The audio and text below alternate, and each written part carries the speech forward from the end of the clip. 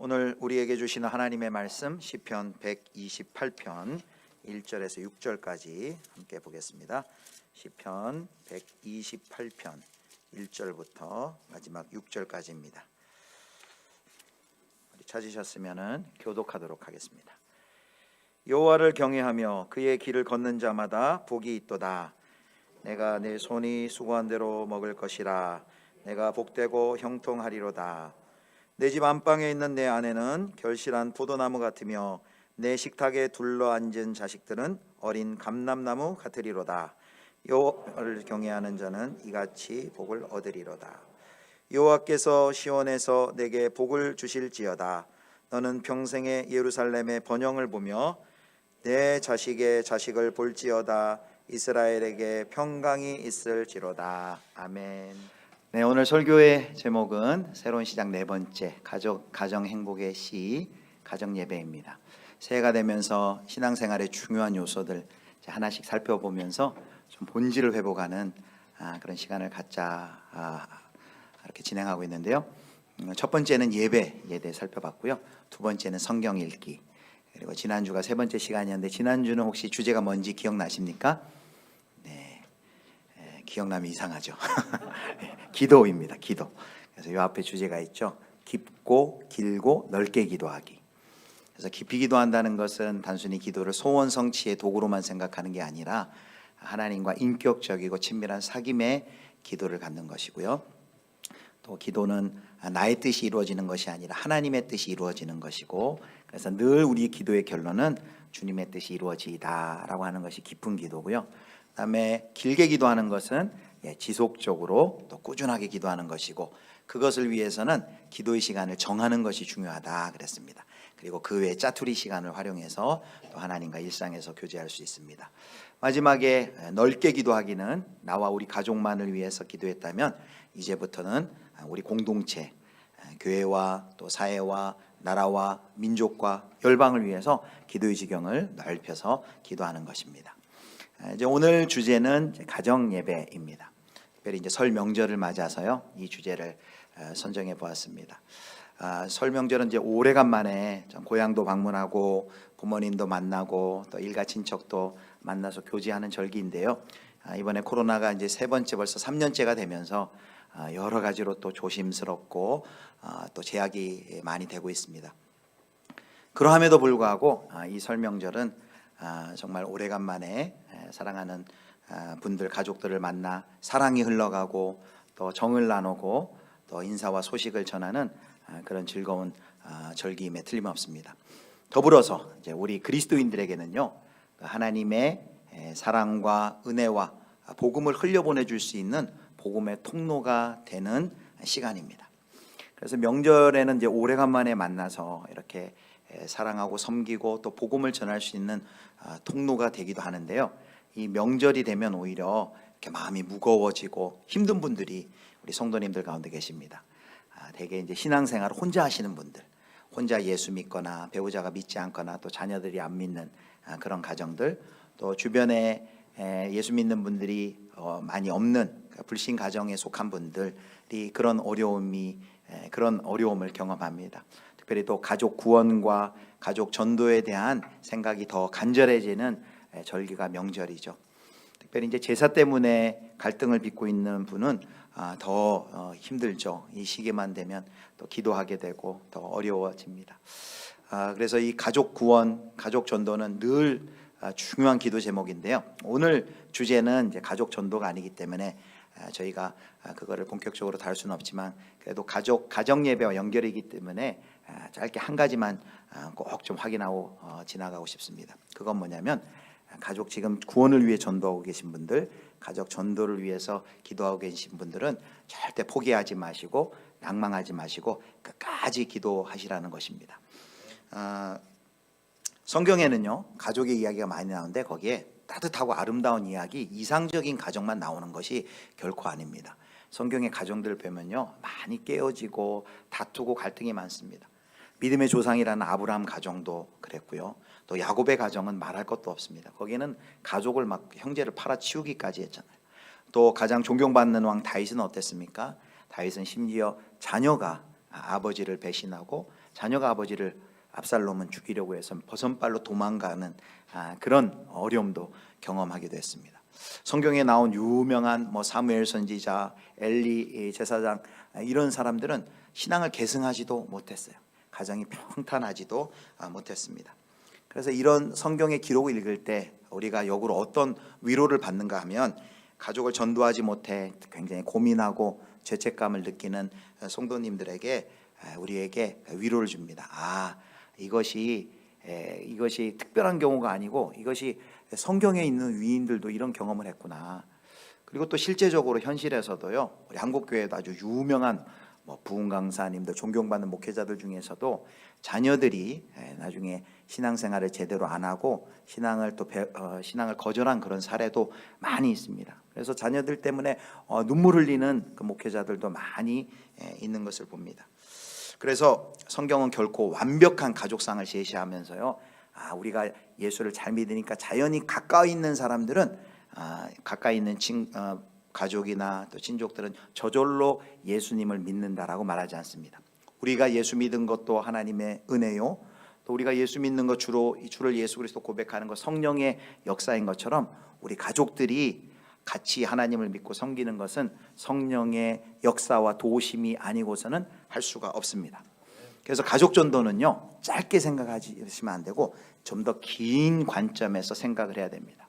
그 웨스터민스터 신학대원의 김선일 교수님이란 분은 가족 전도에 대해서 이렇게까지 얘기해요. 그것은 영원의 관점에서 가족 전도를 접근해야 된다라고 말합니다. 그러면서 그분이 쓴 책이에요. 이 일본의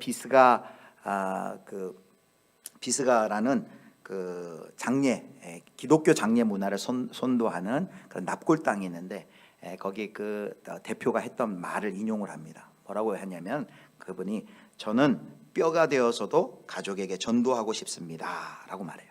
저는 뼈가 되어서도 가족에게 전도하고 싶습니다. 죽어서도, 심지어 내가 흙이 돼서도 내 가족에게만큼은 꼭 전도하고 싶습니다. 이것이 사실 가족 전도에 대한 그 깊은 그 열망과 간절함을 너무너무 잘 보여주는 말이라고 생각합니다. 네, 정말 그렇습니다. 가족 전도는요, 살아있을 때만 이루어지는 것이 아니에요. 내가 죽어서도 하나님 곁에서 내 영혼이 하나님을 향해서 기도할 것이고요, 죽어서도 내가 남긴 믿음의 유산, 기억들을 통해서 계속해서 자녀들에게 전도가 이루어지기 때문입니다. 그래서요, 우리가 전도하는 일에 특별히 가족을 위해 기도하고 계신 분들, 가족이 돌아오지 못해 애타게 눈물로 기도하시는 분들 절대 포기하지 마시고요, 꼭 기도하시기를 바랍니다. 하나님께서 분명하게 하나님의 때에 떠났던 그 자녀들, 떠났던 가족들 다 돌아오게 하실 줄 믿습니다. 또 하나, 이제 가족 전도에 대한 주제를 다룰 때 최근에 꼭 다뤄야 될 주제가 우리 자녀들이죠. 자녀들이 어렸을 때는 엄마 아빠 따라서 교회도 잘 다니고 교회 학교 잘 다녔는데, 이상하게 중고등학교 청소년 시절이 되고 또 대학에 가면 신앙생활을 안 합니다. 그때는 이제 어른이 됐다고 이제 이제 엄마 아빠가 믿었던 그 신앙을 떠나는 경우가 많이 있습니다. 실제로 어느 이제 선교사님 이야기를 책에서 보았는데요, 그 선교사님 젊음을 다 바쳐 수십 년을 열방을 향해 이웃 해외 선교를 하고 그렇게 하나님의 백성으로 돌아오도록 그렇게 수고했는데, 정작 자기의 자녀는 그 선교하는 동안에 그 머리가 크고 자랐던 그 자녀는 기독교 신앙의 회의를 느끼고 또 기독교 신앙을 떠나는 그런 아픔을 경험한 선교사님의 그 눈물의 이야기를 또 책에서 읽었습니다.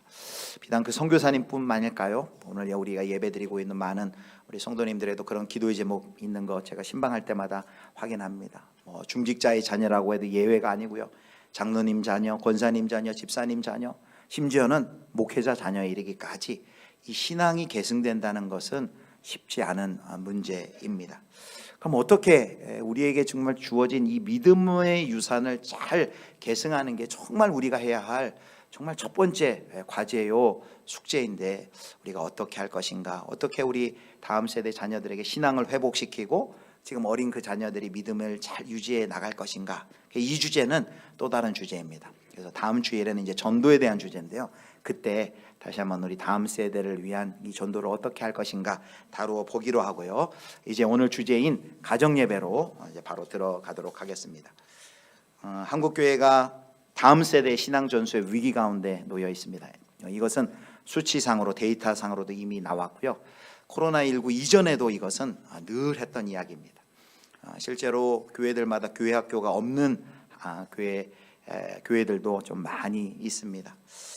코로나19 이후엔 더 힘들어졌죠. 온라인으로 예배드리다 보니까 자녀들이 미취학 연령 같은 경우는 교회 나와보지도 못한 신앙생활이 TV 보는 것이라고 생각하는 그런 아이들, 어린 자녀들도 아마 분명히 있을 것입니다. 그래서 한국교회가 이 코로나19 시대에 다음 세대 신앙을 잘 개성하기 위해서 여러 가지 노력을 했습니다. 많은 시도들을 했습니다. 현실은 그러나 이제 만만치 않았죠. 그래서 한국교회가 재작년 코로나 시기가 되면서 가장 관심을 가지고 집중한 것이 뭐냐면 바로 이 가정 예배입니다. 제가 작년에 이제 4월에 부임하고 5월에 우리 광고에서 했던 게 뭐냐면은 우리 5 가정 예배, 오직 주님 오늘 예배, 5 가정 예배, 가정 예배 캠페인을 시작을 했습니다.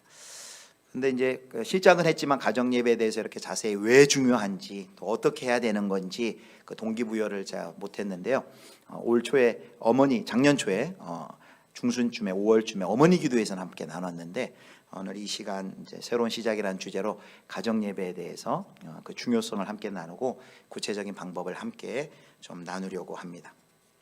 오늘 본문은 이제 시편 128편인데요. 시편 128편에는 한 가정이 어떻게 단란하고 행복하게 지낼 수 있는가에 대해서 설명을 합니다. 그래서 이 시는 지혜시 또는 가정시라고도 부르는데요. 여기 이 행복한 가정의 모습을 한 폭의 그림을 보여주듯 우리에게 회화로서 보여주고 있습니다. 먼저 우리 2절, 이 가정이 받은 복이 어떤 복인가 보겠습니다. 자, 2절 말씀입니다. 자, 우리 같이 한번 읽을까요? 시작. 내가 내 손이 수고한 대로 먹을 것이라. 내가 복되고 형통하리로다. 아멘. 이 땅에 많은 사람들이 불로소득, 일확천금을 꿈꾸면서 살아가는데요. 근데 정말 참된 복이 뭐냐? 인간의 노동과 수고를 통해 그 형통의 열매를 맺는 것입니다. 근데 여기 이 가정은 그런 복을 받았어요. 네 손이 수고한 대로 먹을 것이라. 타락 후에 창세기 3장의 그 저주를 뒤집는 그런 복을 여기 받았습니다. 여러분, 인간이 일을 한다고 그 저절로 그 열매를 맺습니까? 하나님이 은혜를 주셔야만 그 열매를 우리가 거둘 수 있는 줄 믿습니다.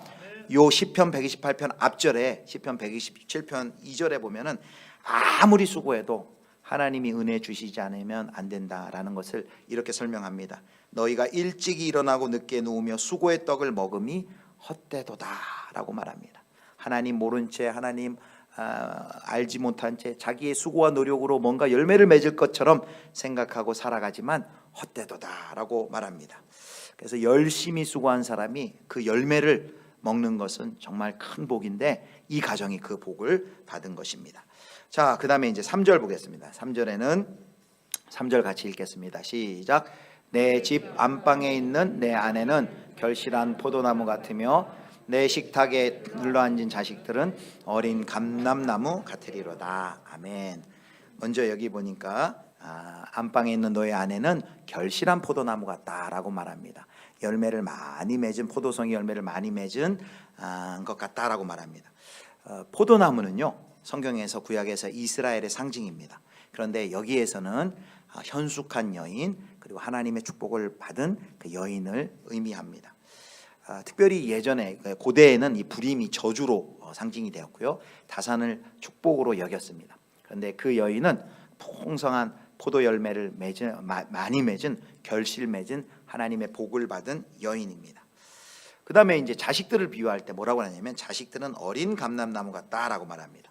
감람나무, 올리브나무죠. 우리 올리브유 요리할 때 많이 사용하는데 그 감람나무는 뭐의 상징이냐면 활력 있음, 신선함, 건강함, 유쾌한 삶의 상징입니다. 근데 이 감람나무는요, 밑둥이 잘려지더라 하더라도 거기에서 그루터기에서 새로운 싹이 난다고 합니다.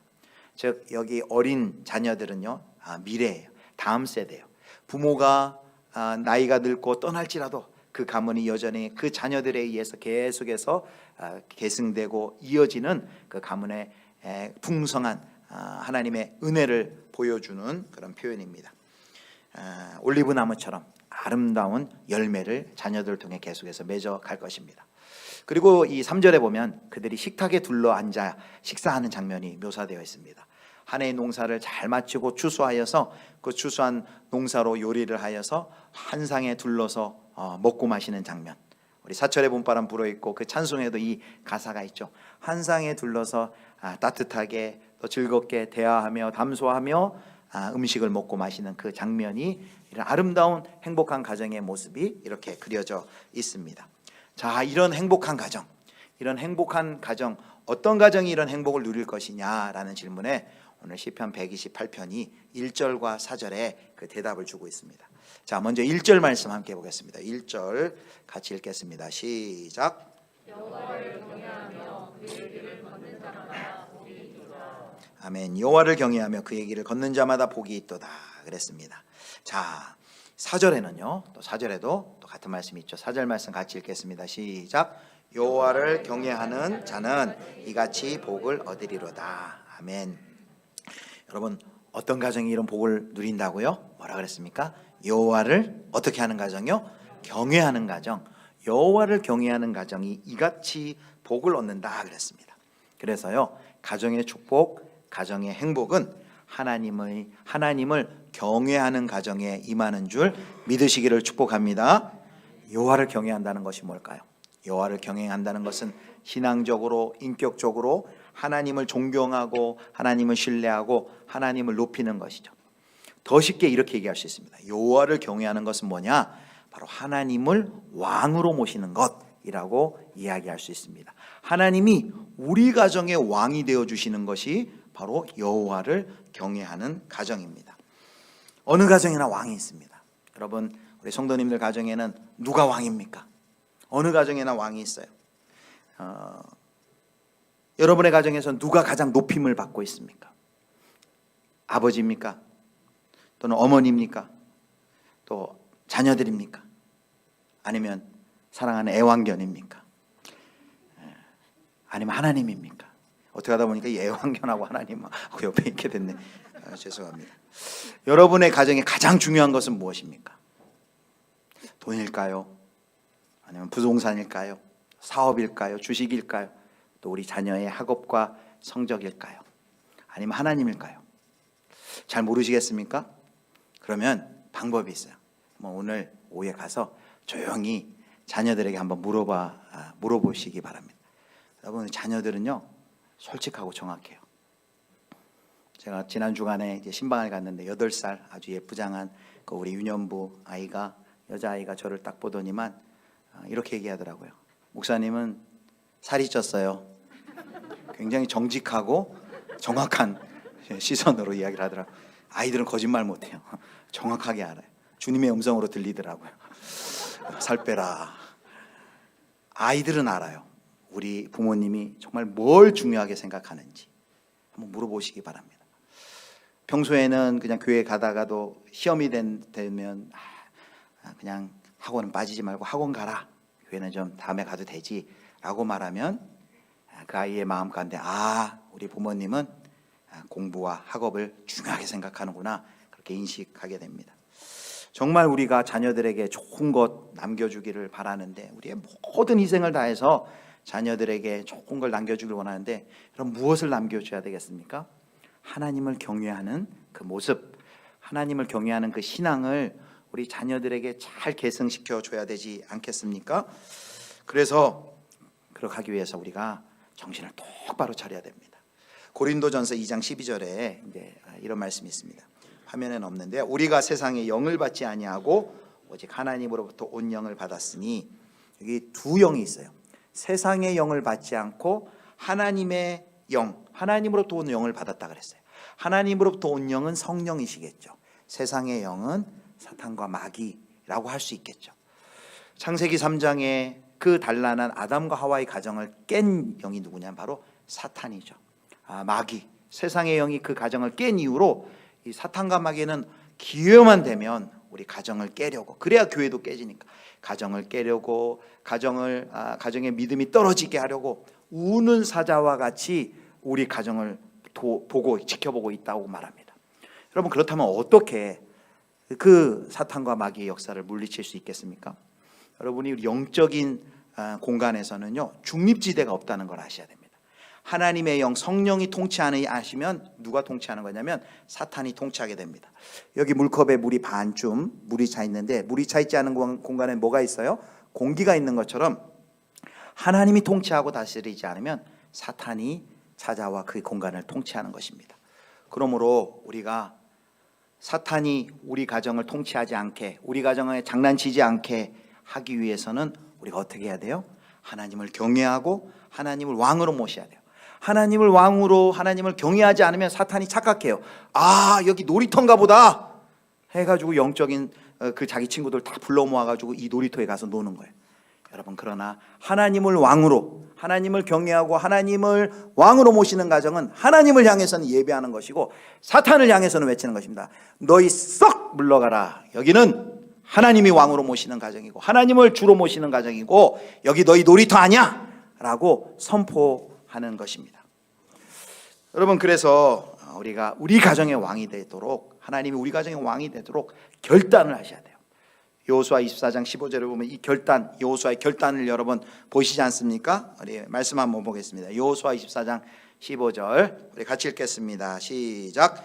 만일 여호와를 섬기는 것이 너희에게 좋지 않게 보이거든 너희 조상들이 강 저쪽에서 섬기던 신들이든지 또는 너희가 거주하는 땅에 있는 아모리 족속의 신들이든지 너희가 섬길 자를 오늘 택하라. 오직 나와 내 집은 여호와를 섬기겠노라 하니. 할렐루야. 오늘 택하라. 오직 나와 내 집은 여호와를 섬기겠노라. 그래서 우리 예수비전교회 가정예배 이름이 55 가정예배예요. 오직 주님, 오늘 예배하는 가정이 되자.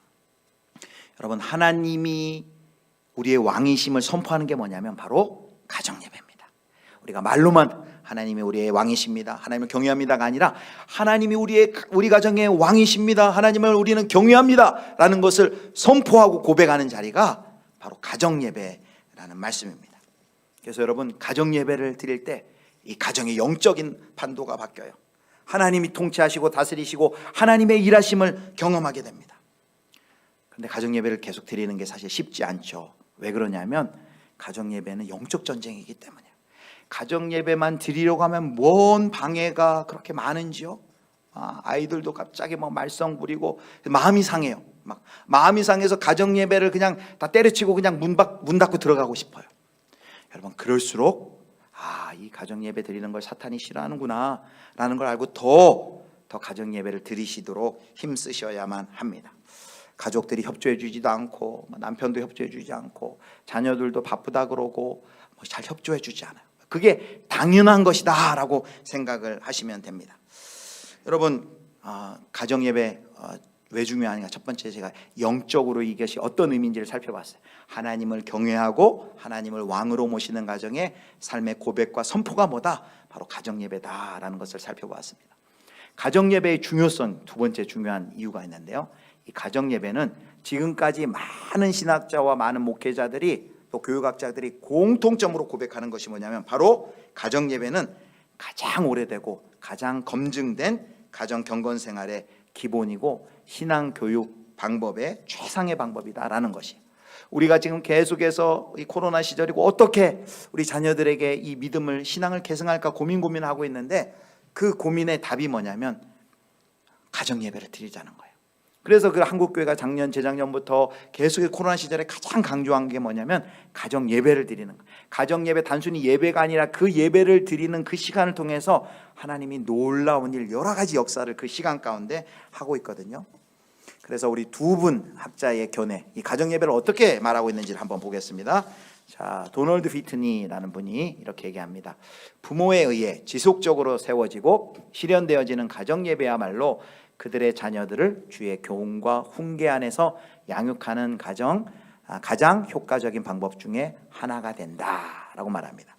또 한 분, 세뮤얼 데이비스라는 미국 교회 아주 유명한 설교자인데 이분이 이렇게 얘기합니다. 자녀를 사랑하는가, 가족들에게 하늘의 복이 임하기를 바라는가? 훗날 자녀들이 결혼하여 가정을 이룰 때 각 가정이 신앙의 안식처가 되면 좋겠는가? 지금의 신앙이 살아남아 대대로 전수되기를 바라는가?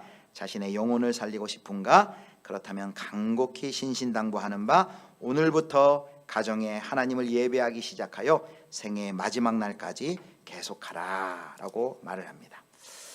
여러분, 이 가정예배의 중요성을 모르는 성도님들이 계실까요? 다 알죠. 가정예배가 이렇게 중요하고 가정예배를 통해서 이 신앙이 잘 개성될 수 있다, 이런 얘기들은 많이 들었을 것입니다.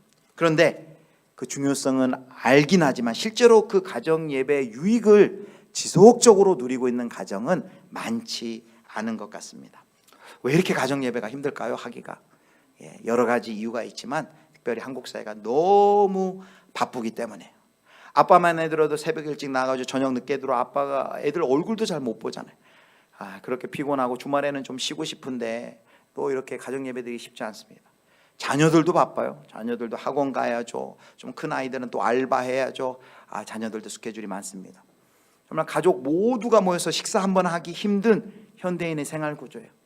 주말에 좀 쉬고 싶어서 뭐 그냥 잠자거나 사실 밀린 드라마 보거나 그렇게 하지, 자기 시간 갖지 그 시간에 이렇게 모여서 가정예배 드리자 그러면 잘 협조해 주지 않는 것이 사실입니다.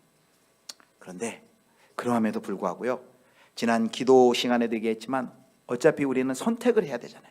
중요도에 따라서 내가 중요한 것에 한 번에 동시에 두 가지를 못하면 하나를 해야 되는데, 정말 가정예배가 이렇게 중요하다는 것을 알면은 우리가 그것을 선택해야 하는 결단을 우리가 내려야 됩니다. 전에는 이렇게 생각했어요. 가정예배가 중요한지는 다 아시는데 이렇게 바쁘다 보니까 이제 못하는 거다, 아는데 못하는 거다 생각하는데 그게 아니더라고요. 정말 중요한 거를 안다면은 이걸 선택하는 것이죠. 선택을 못한다는 것은, 결단을 못 내리는 것은 그 중요성을 아직은 잘 모르는 것이라고 생각을 합니다. 여러분, 제가 결혼한 지 딱 이제 올해가 이제 22년째인데요. 제가 정말 신혼 초기로 들어간다면 정말 제가 다시 시작하고 싶은 게 있다면 그게 가정예배예요. 가정예배. 목회자였지만 저도 가정예배 제대로 드리지 못했고 그 유익을 누리지 못했어요. 지금 돌이켜보면 내가 그 신혼 초기로 들어가면 정말 가정예배 제대로 드릴 텐데. 저를 주례하신 목사님이 제가 찾아가서 주례 부탁할 때 이런 부탁을 하더라고요. 다른 부탁 하나도 안 하고 한 가지 부탁을 하더라고요. 결혼하면 신혼여행 가서 첫자리에 짐도 풀지 말고 둘이 무릎 꿇고 앉아서 하나님께 먼저 예배드려라 그러더라고요. 그렇게 했습니다. 근데 그렇게 예배드리라는 의미를 제가 못 깨달았어요. 그 신혼 첫날을 시작해서 하나님께 가정에서 제단을 쌓고 예배드리고 평생 하나님을 예배하는 가정으로 살아라는 건데, 저는 그냥 예배드리고 끝났고 자녀 어렸을 때 예배드리지 못했어요. 22년간 만약에 꾸준하게 가정예배를 드렸다면 그 영적인 풍성함이 어떠했을까 생각해 봅니다. 여러분, 정말 신앙을 계승해 줘야 될 터인데 우리 자녀들에게 어떻게 신앙을 계승해 줄 것인가, 꼭 신앙 계승뿐만 아니라 여러 가지 풍성한 은혜, 여기 오늘 가정의 그 풍성한 행복을 누리는 것이 하나님을 경외하는 것인데, 하나님을 경외하는 그 방법, 하나님을 예배하는 것, 그 복을 우리가 누려야겠습니다. 자, 그래서 결단이 필요하다는 얘기를 했는데요. 결단이 필요해요. 여호수아처럼 결심하셔야 돼요. 근데 결심하시는데 조심할 게 있어요. 결심하셨다고 이렇게 하지 마시기 바랍니다. 자, 오늘 제 설교 들어왔는데 오늘 담임 목사님이 그러는데 이 가정예배가 너무 중요해. 자, 선포한다. 우리 집 오늘 다음 주부터 가정예배. 가정예배 이제 안 드리면 너희 밥도 먹지만 노후 가정예배, 노후 브렉퍼스트. 이렇게 선포하면요, 아이들 마음 가운데 반발심이 일어나요. 그렇게 하지 마시고 기도하시고 자녀들에게 잘 설명해 주시기 바라요. 어린 자녀들은 이렇게 시작해도 되겠지만 특별히 아동기에서 청소년으로 이 머리가 크는 그 시기에 억지로 하면 안 됩니다. 가정 예배가 나와 우리 가정, 우리 아빠는 하나님을 믿고 섬기는 신앙을 정말 너무 중요하게 생각하는데, 우리 가정이 하나님을 예배하는 가정이 되지 않으면, 하나님을 예배하지 않으면 사탄이 와가지고 장난치는데, 아빠는 우리 가정이 하나님 예배하고 하나님을 왕으로 모시고 싶어. 그래서 가정 예배를 꼭 드리고 싶은데 우리 함께 하지 않을래? 이렇게 설명을 해주고, 그동안 이 가정 예배에 중요하게 생각하지 못한 걸 또 용서를 구하기도 하고 해서 아이들의 동의를 같이 구하는 시간이 있었으면 좋겠습니다. 자, 그럼 이제 예배를 드려야 될 텐데요. 이제 지금부터 이제 실제적인 이야기예요. 그럼 어떻게 예배를 드릴 건가? 가정 예배를 드린다고 할 때 많은 분들이 부담스러워하는 것은 그 예배라는 단어 때문이에요. 그렇지, 예배가 들어가니까 주일 공예배처럼 막 묵도하고 찬송하고 설교하고 헌금 걷고 막 이렇게 가정에서 해야 되는 건 줄 알아요. 또 아빠들은 내가 그걸 다 준비해야 되는 줄 알고 너무 부담스러워요. 아니요, 절대 그런 부담 가질 필요가 없습니다. 오늘 주보에도 썼지만 사실 가정 예배 가장 기본적인 요소는 세 가지만 있으면 돼요. 읽고 기도하고 찬송하라. 읽고 기도하고 찬송하라. 성경을 읽으면 돼요. 뭐 아이를 어리면 드라마 바이블, 스토리 바이블 이렇게 이야기 중심으로 읽으면 돼요. 기도도 서로를 위해 기도해 줄 수 있고 기도 제목 나눈 다음에 돌아갈 수도 있고 아빠가 대표로 기도할 수도 있습니다. 찬송, 아이들 좋아하는 찬송 같이 부를 수 있고 유튜브를 틀어놓고 부를 수도 있습니다. 그 읽고 기도하고 찬송하고 이 세 가지 요소가 들어가면 좋은데 세 가지 요소가 안 들어가도 좋습니다. 지금부터 하시는 말씀을 잘 듣고 여러분 그동안 못 되셨던 분들은 이렇게 시작해 보시면 좋겠습니다. 그 가정 예배를 하기가 좀 힘들어하는 분들은 가정 예배라고 생각하지 마시고 이렇게 생각해 보세요. 우리 가정이 모여서 믿음의 대화를 하는 시간을 가져보자 이렇게 생각하세요. 그리고 믿음의 대화를 하자 또 이렇게 얘기하면 아이들이 또 힘들어하니까 맛있는 간식을 준비해 가지고요. 뭐 포도를 준비하든지 딸기를 준비하든지 여러분 간식이 있으면 이렇게 가족들이 모여서 간식 먹는 시간이 있잖아요. 그 시간을 정기적으로 만들어 보는 거예요. 간식을 먹으면서 이야기를 주고받는 것입니다.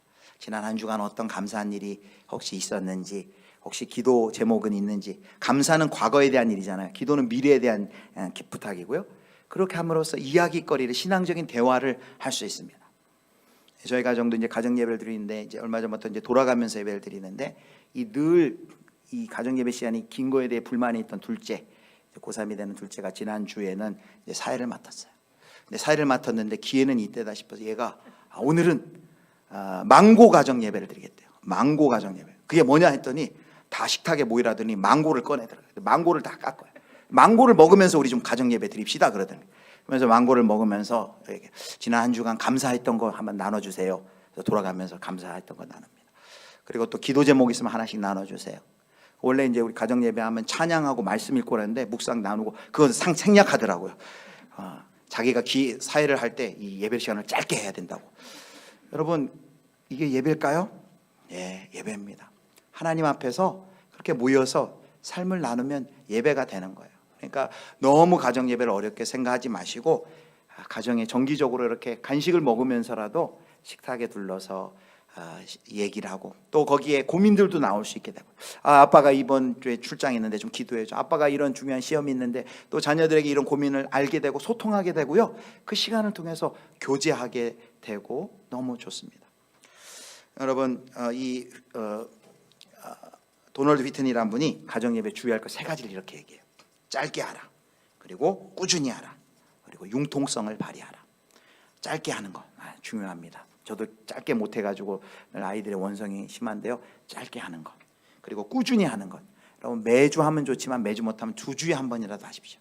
2주에 한 번을 못하면 한 달에 한 번이라도 점점 해서 꾸준히 할 수 있도록 그렇게 노력하시길 바랍니다. 융통성을 발휘하라.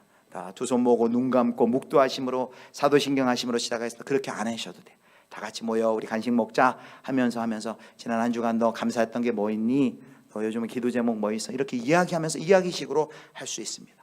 그리고요 융통성을 발휘하라 했는데 특별히 자녀들이 이렇게 성장하는 그 연령대에 맞춰서 방식이 좀 이렇게 변화되면 좋을 것 같아요. 영유아기 미취학 연령일 때는 놀이 중심으로 해도 돼요. 뭘 만들기를 하면서 그리고 그리기를 하면서 그리고 유튜브 찬양 율동을 틀어내면서 그걸 하면서 그렇게 뭐 말씀 한 구절을 외운다든가 그렇게 다양한 방식으로 할 수 있습니다. 그리고 이제 초등학생이 되면 이제부터 이제 지적 능력이 많아지죠. 점점 생겨지죠. 그러면 이야기 성경을 읽고 또 스토리 성경을 읽어주고 성경을 읽고 이렇게 궁금한 거 묻고 이렇게 대답하는 방식으로 또 할 수 있습니다. 그리고 이제 청소년 시절이 되면 이때부터는 지적 호기심이 많아져요. 신앙의 질문도 많아져요. 매일 묵상, 매일 성경을 나눔할 수도 있고요. 성경 읽고 궁금한 주제들에 대해서 이야기할 수 있어요. 그렇게 이야기하다 보면 이제 술에 대해서도 물어볼 수도 있고 담배에 대해서도 물어볼 수도 있고 연애에 대해서도 물어볼 수 있고 신앙으로 성경적으로 어떻게 봐야 될지 그런 것들이 야 우리 모여 한번 우리 다 같이 한번 토론해보자 이게 아니라 가정 예배 하다 보면 그런 주제들이 자연스럽게 나오고 자연스럽게 서로의 생각을 나눌 수 있게 됩니다. 그래서 절대 그 형식 틀에 맞추지 마시고 가정에 맞게, 또 가정의 형편에 맞게 융통성을 발휘해서 하시기를 바랍니다. 한 가지 또 꼭 기억하실 게 있는데요. 아까 가정 예배가 어려운 이유가 부모 입장에서 그 가정 예배를 막 디자인해야 되고 주일 예배처럼 준비해서 해야 되나, 그런 것 때문에 어려움을 갖고 있다면 아이들이 가정 예배 싫어하는 이유가 있어요. 일주일 동안 이렇게 모이는 시간이 없으니까 이 엄마 아빠가 이 가정 예배 시간을 이 잔소리하는 시간으로 만드는 거예요. 그러니까 가정 예배에 모였다가 이 잔소리 듣는 시간이잖아요, 애들은. 그러니까 아이들이 가정 예배를 좋아할 리가 있겠습니까? 그래서 잔소리할 거 있어도 그거는 뒤로 밀어주시고 예배는 즐겁고 행복하고 기쁘게 예배 드릴 수 있도록, 맛있게 즐거운 시간이 될 수 있도록 여러분 창의적으로 하시기 바랍니다. 때때로는 산책을 가면서 우리 오늘은 산책 가정 예배를 한번 드려보자, 이렇게 할 수도 있고요.